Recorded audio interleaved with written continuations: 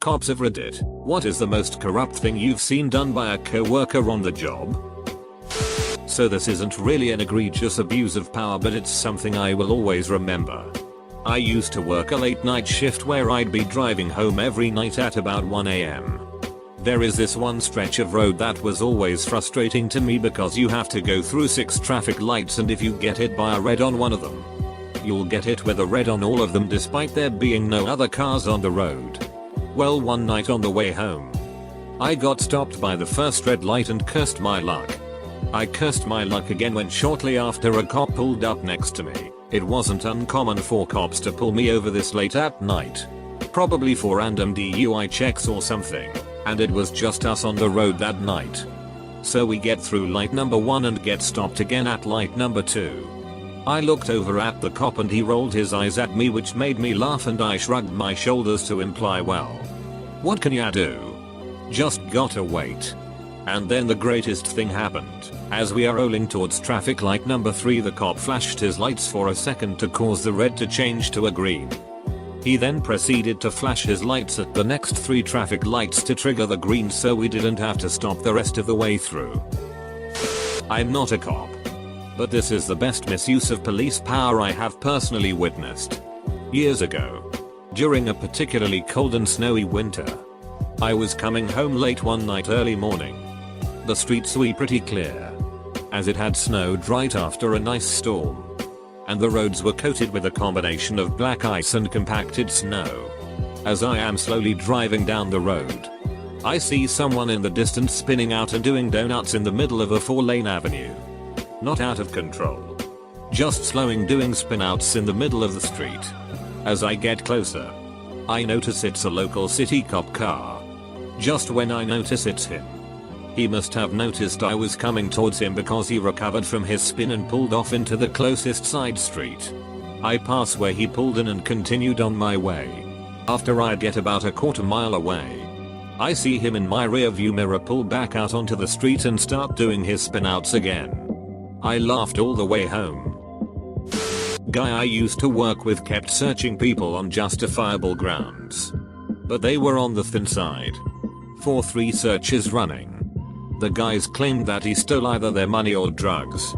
Apparently he had a spotty history with similar allegations. Nobody ever actually came forward to make the complaint. I reported it. But if the victim doesn't report it, then there is nothing they can do. I am assuming they contacted the victim since we had their details on file. But I'm not entitled to details of the investigation. Thankfully that ducker is long gone for some other bullet. His wife is a detective and mysteriously some drugs went missing twice, which she blamed on me. However, investigation showed that I was not the last person to have touched them. And it seemed like she was trying to get back at me. She got investigated for those missing drugs. They amazingly turned up again, fallen behind a shelf in the property store which she found. Did the wife ever get caught? Or reprimanded in any way? No. They could never prove it wasn't simply mislaid. But she is one of the many being watched quite closely. To be fair, I'm on the watch list because there is a rumor I'm going round I'm sleeping with young criminals' mums and I smoke weed with them. Lol. Nobody does any illegal it around me because I announce early and often that I'll roll on them if they duck up. I provide examples as well. I'm not getting hemmed up over someone else's bullet. Read a memoir by a rookie detective who was tasked with investigating a possible serial killer. As the case dragged on for years with zero progress, she eventually got the extra manpower she had been arguing for. But the new cops on the case fixated on the wrong suspect and intentionally withheld evidence from the lead investigator in the hope of taking credit for their collar. In the meantime, dozens of prostitutes were brutally murdered. One of their aunties, working alone with no resources at all, managed to identify the killer and locate the scene of the crimes, but was ignored by police, who failed to arrest the man for a couple more years.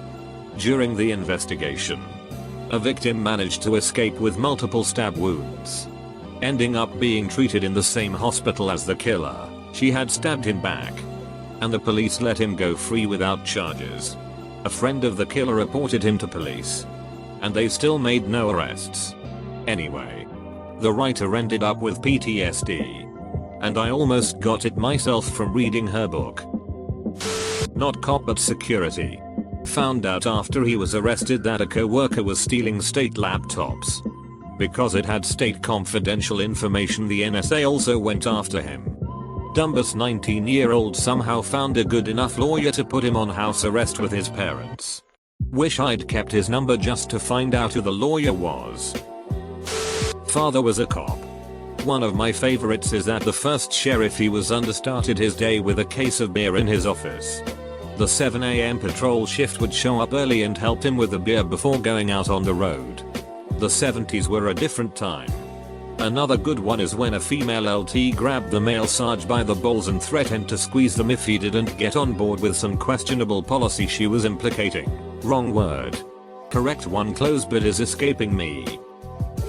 Son of a police officer in Germany here. Tons of small-it. Stealing from each other.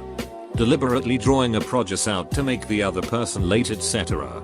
But the worst, superiors strategically bullying others if they dislike them or are jealous. The absolute worst is probably when they are in training and get their guns. A surprising amount of officers in training end up committing suicide. UK dude here.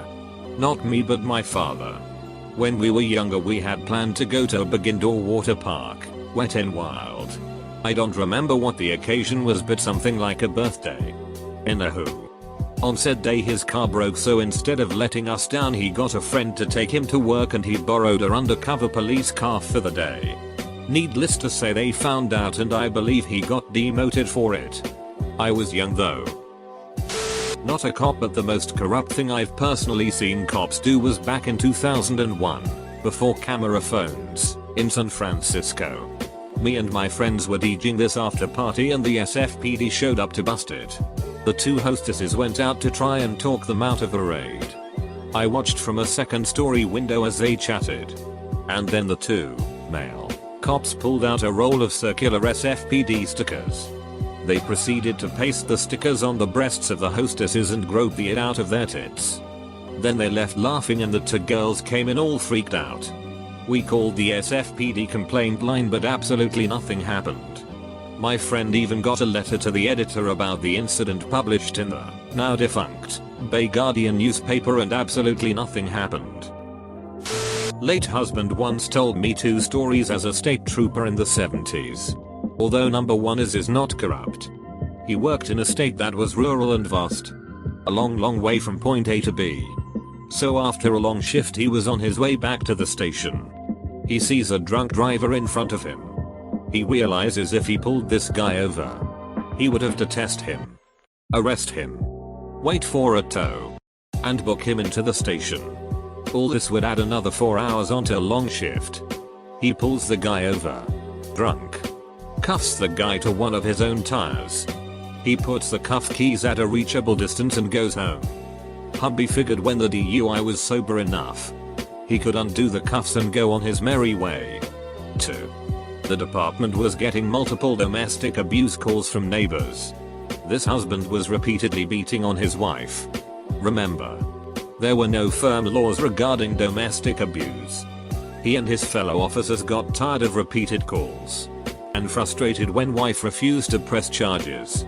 So the next time there was a call, they again arrested him. This time the written arrest report had a comment how the husband resisted arrest and fell from the bottom of the stairs while going up to the cell, sustaining some broken ribs, bruising and stitches. Arresting officers also had some words with the guy.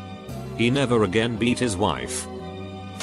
Definitely not a cop, but this is the infamous Windows 95 scam a lot of Melbourne cops were in on back in 1994-5. Shop windows get smashed every now and again in cities at night and they need to be repaired immediately. This is lucrative work for glaziers. And some started paying spotters fees to the person that reported the damage. This came out of the exorbitant fees they'd charge. Cops started smashing windows in stores themselves to claim the finder's fee. It got big and started costing stores and their insurers a load. Not a cop, but had a college friend that was a K9 unit. He taught his dog to signal on command if the dog couldn't find drugs on its own. He thought it was a cool thing he was showing me. I felt kind of disgusted. He knew how I knew my rights and how I didn't like new laws or government overreach. I guess he didn't think the police were the overreach part. So the dog signaled if it couldn't find drugs? Isn't that how K9 works? Or am I reading this wrong? It signaled in a way that it found drugs. Basically it would signal it found nothing, then the officer would lead the dog around the vehicle again and slip him his command and thus have a false positive. Not a cop, but worked for the courts at the time. The chief of police was fired and there were allegations he sexually assaulted a woman he arrested and he was also extorting money. There's a pending FBI investigation about stealing drugs while working on an ARC team.